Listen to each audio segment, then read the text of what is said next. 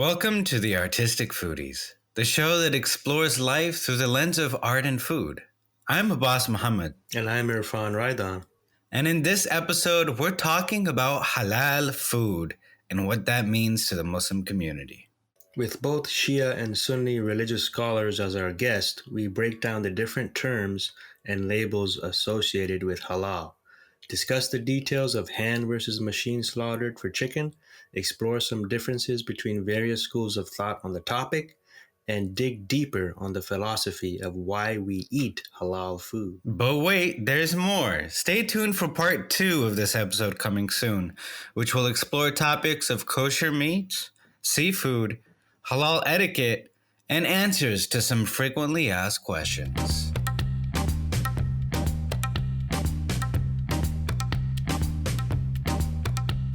Our first guest today is Maulana Sheikh Amin, who is a Shia scholar who traveled to the holy city of Qum after high school in 1999 to pursue Islamic studies. He was able to get into one of the top schools at the Hawza Ilmiya in Qum and graduated from the 6-year introductory level covering all Islamic disciplines. He then began the 4-year intermediate level of Fiqh and Usul Fiqh studies, after which he had the opportunity to participate in advanced Fiqh classes. He also holds a master's degree in Semitic religions with a dissertation on the Code of Canon Law in Catholicism through the University of Religions and Denominations of Qum. Sheikh Amin is also a teacher of the Hawza and lectures internationally on various occasions of the Islamic year. In 2017, he moved back to the US and is currently serving the Dallas community. Maulana Amin, can you please tell us what exactly Zabiyah halal is? Well, now they use this term called Zabiyah, or some will just say it with the Z, Zabiyah. And so what that means, dhibh in Arabic, or dhabh in Arabic means to slaughter. And in a fiqhi Islamic legal context, it means to slaughter in accordance with the Islamic protocols that have been set by our Holy Prophet sallallahu alaihi wasallam. And for the Shia school of thought, if there are any guidelines in regards to that by the Imams of the Ahlul Bayt alayhi salam. All right, so that's what Zabiyah now refers to. So what's interesting to me is a few things. One is the semantics of the Bay Area community might have one definition for Zabiyah versus halal, and then the Chicago community believes something different in the text. So you have these geographic microcosms within America, but then also beyond that, which is like the Arab understanding versus the Turkish understanding. Yep. Versus Southeast Asian understanding of what it is, right? Mm-hmm. So one thing I found really interesting, and I think it's mostly Desis that do this, is there'll be a post about a halal restaurant, and it says halal, and you're in a halal group, but someone in the comment always says, "Okay, but is this 100% Zabiyah?" And what they're sort of inferring is it hand slaughtered. Right. But that it only means that for the hand slaughtered crowd. So if the person who posted doesn't care about hand slaughtered, I'll say yes, it is. Exactly. So we're speaking in different languages, and then you got the marketing terms versus the scholarly terms or the academic terms, the fiqh terms versus then the lay people's terms. Yeah, this is what I'm trying to say. It's going to just keep getting more and more confusing. Our next guest, Imam Tahir Anwar, is a Hanafi Sunni scholar who was born in London, England, and has lived in the San Francisco Bay Area since 1983. After completing his religious studies, Imam Tahir has served the Bay Area Muslim community since 2000 and also teaches Islamic law at the renowned Zaytuna College in Berkeley, California. In addition, he is a founding board member of Avaros High School, the Bay Area's first Muslim high school. So let's jump right into this. So first of all, there's a couple of definitions which people always throw around, like halal, Zabiyah, and Thayeb are the three main ones. So what are the main differences between those terms? In the United States specifically, all of a sudden within the 80s and 90s, there became these sort of two terminologies. Like if it happened to be any meat that you picked up at the supermarket, it was deemed halal. And if you wanted it to be hand slaughtered by a Muslim, then it was deemed Zabiyah. Where in reality, in the Muslim world, for generations, the term halal encompassed Zabiyah. Fast forward, that sort of the norm sort of became the norm in the United States or in the West sort of became, if it's halal, it's really any meat that's available anywhere minus pork. But if you wanted to follow a higher standard, it is Zabiyah. And so these two terms became slightly separated from each other, more specifically in the United States than anywhere else. It's really, really interesting, I guess, historical context of like the last two generations. Counting this is all very like recent history. Yeah, it's all very, very recent, and it's more so in the United States than anywhere else. Now, just to clarify one final point on this one, I've seen some people reference machine slaughtered halal as halal and then hand slaughtered halal as zabiyah. Whereas, for example, someone will say, here's this dope halal restaurant that I went to. It's great. Someone will say, but is it Zabiyah halal? As if that's like a completely other, so is this a technical term? Does this term mean something different to different people? I guess it's probably more for people the way people understand this more than anything else. Because what that basically means is that you are now putting the machine slaughtered meat in the same category as that of the food of the people of the book, right? Or call it Walmart or Costco meat or Safeway, whatever you want to call it, right? But they're putting that in the same category. And yes, in reality, there are some people who put that in the exact same category. And the people who put that in the same category don't even consider those meats to be halal altogether. They just consider those to be haram altogether. Imam Dawood Yasin is a Maliki Sunni scholar who is the Director of Student Life and Center for Ethical Living and Learning at Zaytuna College in Berkeley, California. His specialties are Arabic, Community Studies, and Ethical Living and Learning. He received his BA in Community Studies from the University of Massachusetts, Boston in 2009, and his MA in Liberal Studies and Globalization Studies from Dartmouth College in 2017. He studied Islam at Abu Nur Institute in Damascus, Syria. Sheikh Yasin master's thesis titled The Heart of All Contradictions, Muslim Industrial Meat Production and Its Challenge to the Ethical Practice of Islam examines modern Muslim industrial meat production and ritual slaughter, focusing on its legal, moral, ecological, and ethical considerations. So Zabiyah is actually one of the three ways in which an animal becomes halal. And the other two are called aqir and nahr. Okay? Both of those are in Quran. All three are in Quran. Okay? So dhabaha, the act of ritually cutting the jugular veins, the esophagus, and the trachea. That's what Zabiyah means. Aqir is to strike an animal with a projectile. And nahr is to kind of lance an animal with a rod. Now, the interesting thing and what people, and this is how it happens, is that each one of those, dhabh, has a category of animals that it's applicable to. Aqir has a category of animals that it's applicable to, and nahr has a category of animals that it's applicable to. And this is important because you can't use one on the other. Okay? So if you take dhabh, which is the one that everyone knows, it is for domesticated animals that pose no physical harm to the slaughterer. So chicken, goat, sheep, lamb, duck. Okay, we're clear on that. The next one, if we took, would be nahr, right? فَصَلِّ رَبِّكَ وَانْهَرْ. Okay, in the Quran, Allah says, فَصَلِّ رَبِّكَ وَانْهَرْ. So Allah is telling you that, pray to your Lord, and then slaughter. But in the command of this, he's telling you how to slaughter, which would indicate to you the type of animal that you have to slaughter. So that is for a domesticated animal that poses a threat, a physical harm to a human being. Cow, camel, bison, buffalo. Okay? Because you can't just walk up to a camel and slaughter it like you would a chicken. And then you can't apply the manner of nahr to the to a chicken, right?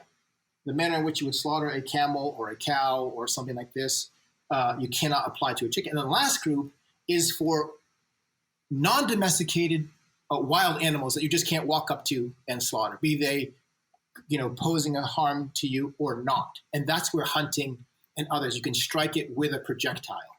Thayeb is interesting, because it's really, in my opinion, it's an ethic, it's ethics, and it's an ethical approach to the consumption of food.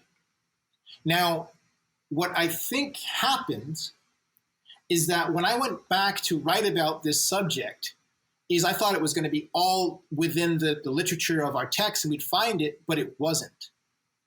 And what normally, traditionally, scholars dealt with Thayeb to deal with purifying your wealth when purchasing your food. Because the hadith that says that the Prophet ﷺ that was with the Sahaba, and they said that the Prophet ﷺ mentioned a man that, right, ثُمَّ ذَكَرَ رَجُلًا يُطِيلُ السَّفَرَ, that he was been on a long journey. أَشْعَثَ أَغْبَرَ, his hair is disheveled, he's covered in dust. يَمُدُّ يَدَيْهِ إِلَى السَّمَاءِ, he raises his hands to the sky. Ya Rab, supplicating to his Lord. But Allah says that his food is haram, his drink is haram, his clothing is haram, and he is nourished by the haram. How can I answer his dua? So the early generations looked at this, that not from that he was consuming the haram, but the means of his wealth was impure, and he was therefore consuming a food that was considered haram because he had usurped the wealth, or he had taken it illegally, or whatever the means could have been. Now, for our time, when we talk about like the type of ethical treatment of animals, we talk about free range, we talk about pasture raised, those were all the default of the earlier generation. So they didn't need to speak about them because they were inherently implicit in the context in which they lived. But now, today, we don't have that any longer. So we have to, in my opinion, understand Thayeb as both of those things. Now, how the traditional scholars talked about it, but also return back to that ethic of a manner in which the Prophet ﷺ, talked about treating animals, animal rights, or don't slaughter these animals when they are healthy and ride them when they are healthy. He talked about an animal that would look sickly or other things like that. So again, that's how if we were to break it out now, is a summary. Halal is the legal. As we said, the bar is pretty low on that, right? In terms of how you make an animal halal. Okay, there's only conditions that you have to talk about is that the religious status of the slaughterer. The tool which is used, and mentioning the basmala at the time of the slaughter. Once you fulfill those three, the animal is halal. So the bar is pretty low. It doesn't talk about how it lived before, you know what I mean? But now you have all the hadith where the Prophet ﷺ is saying, don't slaughter animals in front of other animals. Don't sharpen the knife in front of another animal. Do you want to kill it twice, he says. All of these types of things. To me, that's the Thayeb aspect of it, okay? And then the last part we talked about, what you said, the Zabiyah we talked about, is the actual act of slaughtering, which is to cut the two jugular veins and the trachea and the esophagus. So when someone says to me, "Oh, this meat is halal, but it's zabiyah, but it's not halal," it can't be. It can't be. Has someone said that to you before? All the time I hear this. All the time I hear this. I mean, technically, you could slaughter a pig. It wouldn't be halal, but it'd be zabiyah. Yeah. Yeah, you're right. Linguistically, yeah. No pork on my fork, though. That's right. I'm very curious then, given the context of the average Muslim in the West, we're consumers, we're going to restaurants, we're eating at home and buying from meat stores, or we're eating at other people's houses. Given this context, pretty much everything that is halal is going to be zabiyah. Would you say those terms are equivalent in the context of what's available in the market without you actually going hunting yourself? Yes, I would. Yes, I think, because that would be major. You know what I mean? Like if people found out that you were selling meat that wasn't slaughtered and you were calling it halal, I mean, that would be, aside from the whole like relationship that you have to deal with God on that one, like your business, you'd be out of business. So there's I guess two situations that come up fairly often, and then these are the nitty gritty, and I feel like if we talk only about that, we'll be here all night because there's like a million different scenarios they could look into. But number one is you go to a restaurant and they say that everything is halal. For them, that means everything is not pork, and for you, that means everything is zabiyah. There's a little disconnect here. I definitely have heard people say halal just means it's not categorically haram, like pig, like eating dogs. No, but here we go though, right? Here we go. You have to make meat halal. Meat inherently by itself cannot be halal. It has to be made halal. You see what I mean? That's the legal position. And that's going across any of the schools. I think nowadays, like 30, 40 years ago, that issue happened a lot, I think. But I think nowadays everybody is aware that because the Muslim community has grown so much now, there's more halal options. Now everybody knows that if you use the term halal, that you automatically know that, okay, this means that it was slaughtered according to the Islamic principles and Muslims are allowed to eat it. But nowadays, the other thing that has popped up is the issue of machine slaughter versus hand slaughter. So that's another thing where people are now putting a new meaning onto the words halal and zabiyah. They're saying halal is just regular halal with the machine, and zabiyah is the actual halal with the hand cut meat. So that's the latest terminology now. So basically, and that's an interesting point because it really comes down to, okay, so basically here's the thing. Remember I said that one of the conditions of slaughtering is the basmala? Like you have to say Bismillah ar-Rahman ar-Rahim, right? Now, if you forget it, right?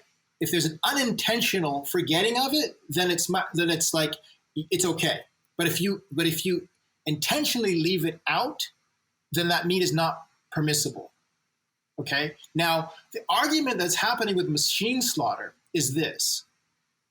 The person comes in, flicks the switch, Bismillah, and that's it.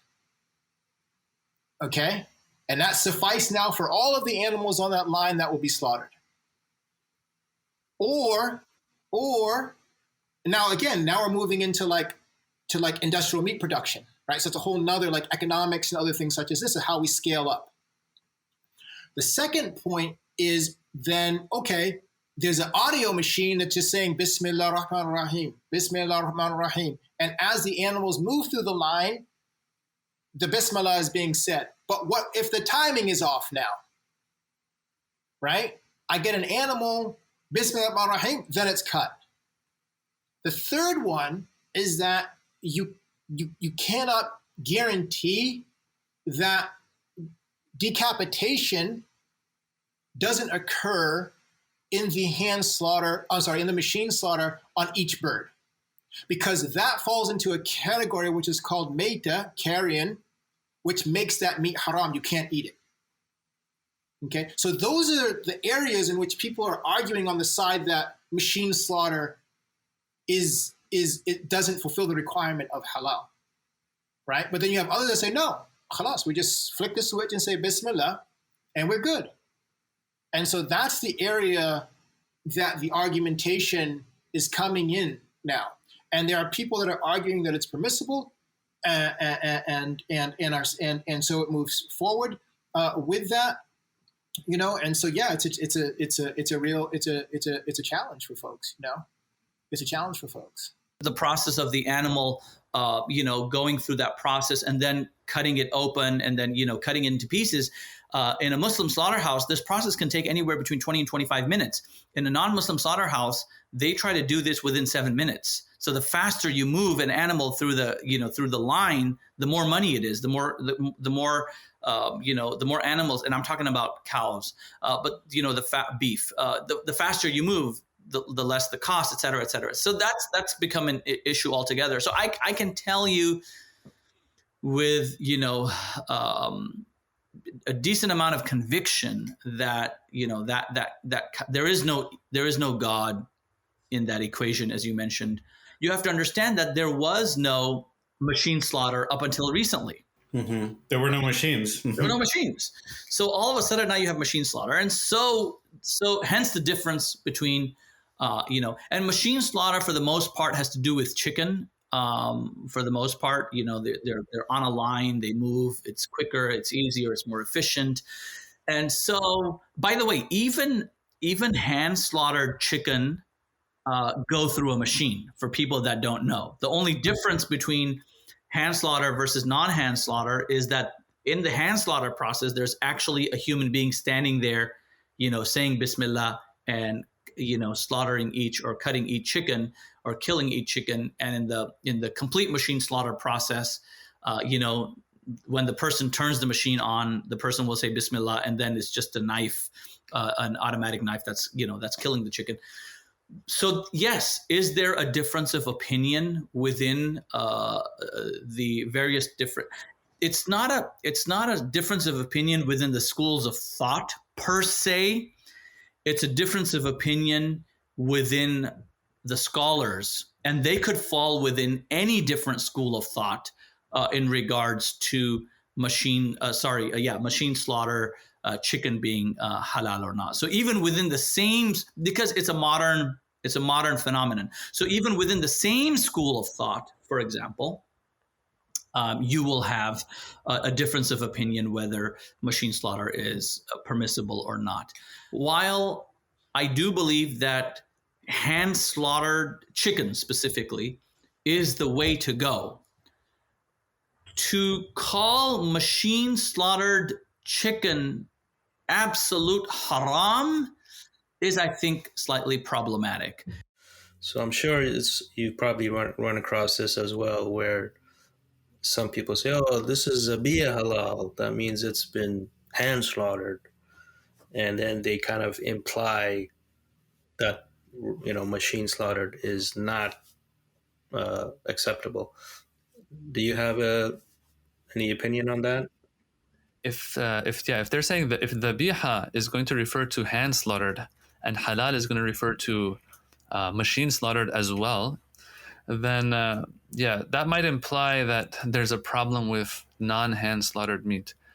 I don't know how the different schools of thought in the Sunni school of thought are in regards to this fiqhi matter.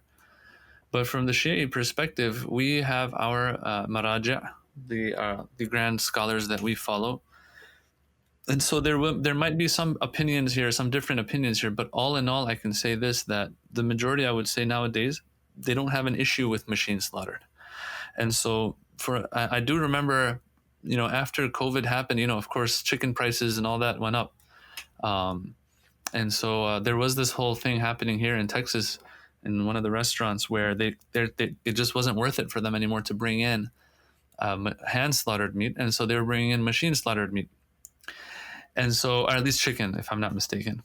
And so it's interesting how there was a whole debate on Facebook in regards to that particular restaurant, and people, there's Shias, Sunnis talking and stuff. And then the restaurant owner themselves had brought Ayatollah Sistani's fatwa on the matter and put it there as one of the authorities in this regard, although the restaurant is not owned by a Shi'i. But it was interesting how they had found that fatwa and inquiry from his office, and they put it there. So for those who follow his fatwa on this matter, which is a majority of the Shia, especially in the West, this distinction of halal versus dhabiha, or in other words, let's say hand slaughtered versus machine slaughtered, this is something that is pointless. Yeah, practically it doesn't have any implications because machine slaughtered will also be halal. When we make names and we coin terms, it's going to confuse the masses. So I don't know why we're using these Arabic terms here. Maybe dhabiha, because originally back in 1400 years ago during the Prophet's time, sallallahu alaihi wasallam, they would slaughter by hand, and so now we're going to call that dhabiha, dhabh, which is slaughtering. But come on, like today we're using machines too. That's not slaughtering. What is that then? Just killing? What are you going to call it? So the fact that we're going to use Arabic terms here is going to confuse a lot of people. Just say we have machine slaughtered. And now, a word from this episode's sponsor, Done School. As a Muslim, I often can't find halal food to eat when I go out with my family. But at Done School, I get to eat 3 meals and snack on halal options all day. I really appreciate the halal food that I get to eat has such a variety. Like last week, I got to eat steak, chicken tikka masala, chicken parmesan, carne asada, and turkey bacon. They were all halal certified, carefully prepared, and straight up delicious. MashaAllah, it's a real blessing to be able to fully take part in all my school meals. Come see why whole student education is right for you. Visit doneschool.org. Are there differences within schools of thought? And by school of thought, I mean madhab. To begin with, maybe within the Sunni and Shia schools, or within the sort of, the other, subcategories of different schools within those thoughts, there may be certain differences. There's no humongous differences. As far as the rules of slaughtering meat or consuming halal foods, they're pretty much the same everywhere. There's really no differences per se within the schools of thought, in my opinion. Not in my opinion, but what I mean to say is there's really no differences within the schools of thought when it comes to, the halalness, if we may, or the haramness of the food. If it's halal within all the schools. If it's haram in all the schools. I think what ends up happening is that there's a difference in understanding the concepts, right? So, for example, the concept of the meat of the people of the book, it was clearly understood that it was permissible, and while everyone opted for, primarily opted for that which was halal, and when I say halal, I do mean hand slaughtered. That's what they did, and in case if they didn't, then they could opt for the meats of the people of the book. But otherwise, this was always this understanding. Then, now again, the food of the people of the book, yes, it is definitely permissible. The problem is not the permissibility. The problem is the way those meats are prepared. Okay, so if you were to take me to a kosher restaurant, right, and you were to tell me that, this is the best pastrami you could find in New York, right? I'd be like, yes, let's do this. If you can tell me that it's kosher, absolutely. But then there's certain rules that the people of the book that have to follow in order for those meats to be permissible. The problem is for people who are deep into this industry within the United States specifically, and have been to, the average Muslim has probably not even been to a single slaughterhouse. So while the average Muslim or a Muslim scholar will definitely tell you that the food of the people of the book is perfectly permissible, the problem is that the meat that is sitting in front of you in the supermarket probably doesn't follow any religious standard also. So that's when it becomes problematic for me to pick up a steak, for example, at Costco, or a steak at, or chicken at a certain supermarket, versus actually walking into a kosher certified restaurant, if that makes sense. Although I do want to say this, that there aren't huge differences when it comes to halal, the halal, the dhabiha, and how it's and whether or not meat is halal to eat as a result of it being slaughtered properly. Because I will say this on the side, just in a quick parenthesis that I'll open up, is that I contacted Ayatollah Sistani's office once a few years ago, and I was like, look, if a Shia is getting meat from a Sunni, yes, because there are slight differences in some of these schools, and they might not match the Shi'i school of thought in that regard. Do they have to investigate further to make sure that it was slaughtered according to their school of thought? The answer was no. As long as the Sunni brother or sister says that this is halal. Now, this is back then when halal only meant one thing, by the way. All right? It's slaughtered properly. Let's just say that. It's slaughtered properly. As long as he says that, that's fine. You're good. Okay? So I do want to point this out. If there was a huge difference between the schools, then they wouldn't say you're good to go. All right? But all in all, there might be some slight differences. There will be different opinions on this matter as well. Yes, you will have, I don't know if we'll get to this later, but like when it comes to seafood, there will be differences of opinion between Shi'i scholars. Ayatollah Fadlullah will say that, a lot of seafood is halal, but then Ayatollah Sistani will say, no, for me it's like only 2 or 3 things that are halal, Ayatollah Fadlullah might be closer to the Sunni school of thought when it comes to his fatwa on seafood. So like a person will ask, a Shia will ask, all right, well, why such a difference of opinion? Well, this one considers this hadith reliable, this one doesn't, or this one has this understanding from this hadith, this one doesn't. When a scholar gives a fatwa, you're technically supposed to only give a fatwa on something if you are involved or if you're in that society or in that situation, right? Because otherwise you don't know what's going on in your local. It's recommended. It's not a condition, but it's kind of like best practices. Yeah. You know what I mean? But here's the thing, what really caught me. So when you look at fiqh and it says that, so for example, there's a hukam, which is called jannaba, okay? So jannaba is if an animal, we'll just say a chicken in this context, right? If an animal consumes najasa, okay? An animal consumes dung, we'll say. So najasa is haram for consumption, but an animal consumes it. Is that animal now permissible to slaughter? So the answer is yes.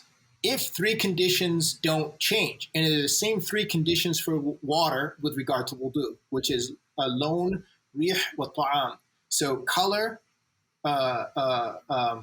smell, and taste. If those 3 conditions don't change inside the meat, then the meat is permissible for one to eat. And even if it does change, the scholars say it's only makruh tahrimi. It's not haram. Okay? Now, my question is, if you've never slaughtered before, what's your default then? You have no default to know that the taste, color, and smell has changed. So that's why it's imperative for us to be having an experiential, a practical application of the law with the textbook legal understandings as well too. They have to go hand in hand.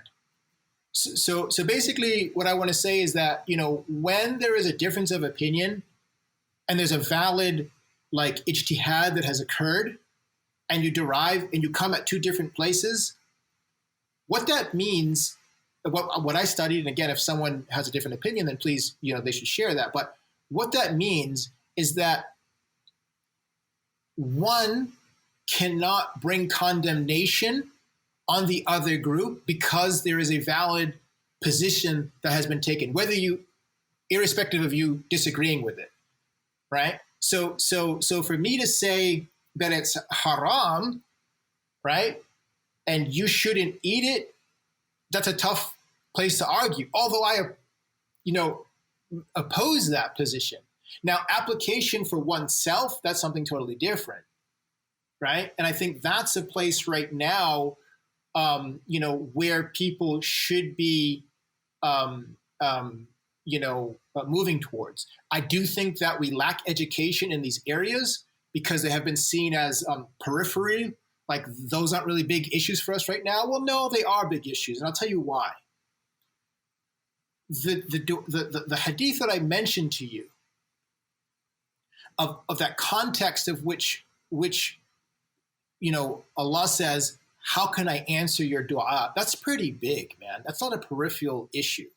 And then there's a narration where a companion, and it's slipping his, it's not Sa'd ibn Waqqas, but there's another companion named Sa'd radiallahu anhu, who comes to the Prophet ﷺ and he says, Ya Rasulullah, O Messenger of God, supplicate that Allah answers Sa'd's supplications. And the Prophet ﷺ says, Ya Sa'd, make your food halal, a tayyib, and Allah will answer your supplications. So, I mean, that's huge. That's huge. He didn't say make your food halal. He said make your food tayyib. So if we're talking about ethics and we're moving beyond, and here's the thing that I've talked about, that we are a hyper-legalistic community, like, okay, we fulfilled the legal aspect of it, but we left the ethical aspect of it. That's not the messengership of the Prophet ﷺ. He brought law, and he also brought an ethical orientation for all of us to be moving towards. And I feel what happens is that we become kind of a sedentary, and we say, khalas, it's halal, and then we move on. So basically, just to sort of like summarize things in a short, sort of condensed, cohesive statement, it's complicated. Right? It's not like a bit like what is halal is not as straightforward as black and white. It's not that there's just one factor that you look at. There's a lot to take into consideration. There's differences of opinion in different groups. You know, not all Muslims are going to have the same standards or priorities with halal. And to add on top of that, certification organizations are private businesses when ideally they should be institutions that are drawing their funds from Bayt al-Mal, the government treasury, so that they don't have any conflict of interest. You know, Abbas, I would have to slightly disagree with you on that first statement. I would say that it is not complicated, but I think we've made it complicated. So I want people to understand this from when you think of this from a Sharia perspective, right? An Islamic law perspective, it's not complicated. But I think we've made it complicated. And we've made it complicated because we want everything to be so easy for us. Okay, we want everything to be so easy for us. Just ask yourselves a question. Do you really want this to go inside your body or not? It's as simple as that. And you have to answer this question not from just a health perspective, from a spiritual perspective, right? If this is going in, how does it positively or negatively affect me and my ibadah and my worship and my relationship with Allah subhanahu wa ta'ala? That's the real question. Yeah, I think there's that spiritual layer that so often we forget when we're stuck in the technicalities, is that ultimately there's halal and haram for a reason, and that reason is your own spiritual reality. That's what it comes down to. Alhamdulillah. There was some stuff on social media this year I saw about some Muslims who are advocating for like a vegan Eid. This was on Eid al-Adha, right? And that, you know, it's bringing up the points that you just mentioned, is that, you know, in my opinion, it's taking it to an extreme, right? Like, yes, there definitely is some problems in the way that animals are treated, and we're supposed to, but we have rules for how to treat the animals properly and make sure they're taken care of before they're slaughtered. But that doesn't mean that we give up the sunnah, you know, which we're supposed to do as Muslims, just because it's like a fad right now to become a vegan or something like that. So yeah, you brought up a good point, is that, you know, Allah has allowed us to eat animals, and we should do it if we want to, but we shouldn't force like an extreme opinion of going against what the Quran and Sunnah is teaching us to do. Yes, I agree. With all the respect that I have, I mean, nothing against veganism, but yeah, if that's the reason, then yeah, we have to revisit the reason for it, or else, yeah, there's nothing wrong. I mean, people that say, is it haram to be vegan? No, it's not haram. It's an interesting thing to do, actually. You know, it's maybe something to try every now and then as well. But with this mindset, I'm talking about the mindset. And Brother Irfan, you also are saying the same thing. Like, this is the sunnah of the Prophet, man. We even have hadiths that kind of reproach those who will put aside eating meat for a certain given amount of time. I think maybe 40 days or so. I think we have in our hadiths. So yeah, we have that as well. This is sunnah, and so we have to figure out who are we exactly following. That's all that matters right now, I think. MashaAllah. This discussion. MashaAllah. That's profound. I'm really glad that we were able to discuss that. It adds some color to a very black and white conversation of like, let's take the big picture. Let's look at the spiritual reality of things. What is the philosophy here? Like let's not get lost in the weeds, right? There's a real reason why we eat halal. That's and right. why we don't eat haram. So I'd like to ask you, not only from your perspective as a scholar, but also just in general in your life, in your lifestyle, from the things that you've seen and experienced. What is the reasoning? What is the philosophy behind restricting your diet? You're essentially telling your body, no, you're not going to have that as much as you want it. So why do it at all? As much difficulty as it puts us in. Why? Yeah, no, it's a beautiful question. And I think this gets to the larger picture. Like, what do we live for? Are we bodies with this thing called a soul, or are we souls inside of a body? Right? So if we're the first part, then khalas, man, just eat whatever we want, man. We're just a body, and that soul thing is secondary. No, we're the opposite. We're a soul that's trapped inside of this body, waiting to be released and meet our Creator. And so if the Creator has mandated these things for us, so let's just move there. Ma haramallahu shay'an, right? Like Allah hasn't made something haram except for that it is detrimental for you. And Allah hasn't made something halal except for that it is beneficial for you. And now you move into the attributes of God. If you believe that God is Hakim, the all-wise, then you believe that statement. If you believe that God is the all-knowing, right, the all-informed, and only wants good for his servants, then that's the advice that I'm going to follow. Now to the degree that I'm able to follow it, I'm cool with that, right? We're on a journey, and we're all going to engage it in a way that we're able to. But just to write it off, that's something that we really have to give pause to. And now I think about that, and like you said, so why do we do these things? So that would be my first point. The second point is to also learn self-restraint, right? Because this whole like I've used this term before. Like we'll just take fasting for example, right? To me, fasting is proximity to God through subtraction. Wow. Right?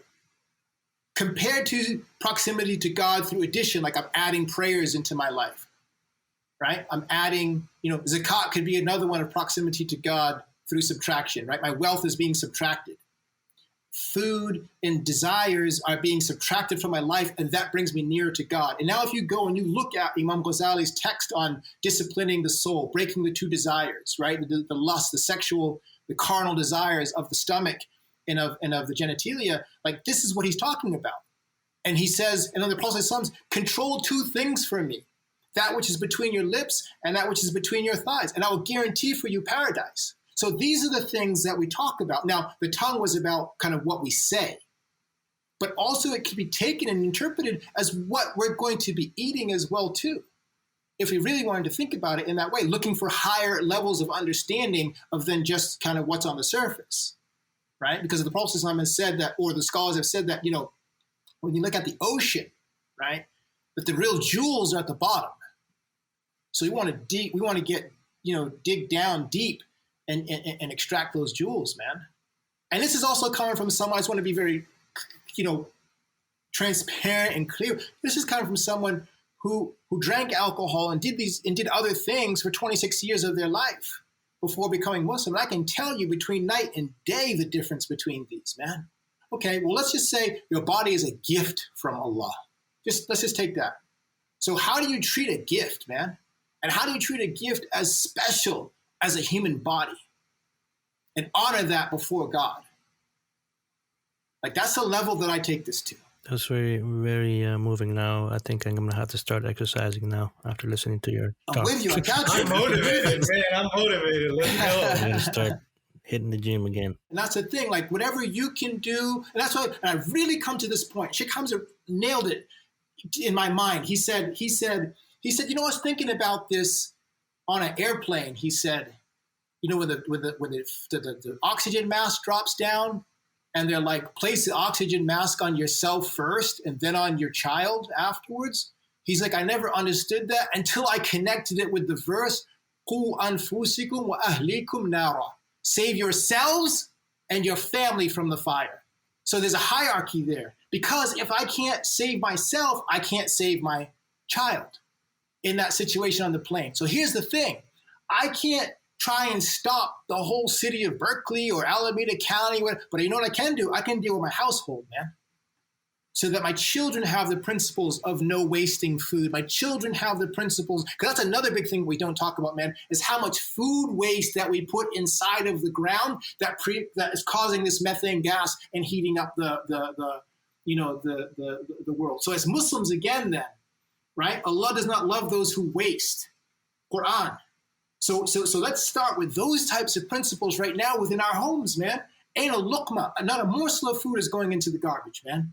That's a principle that lives within inside of this household right now.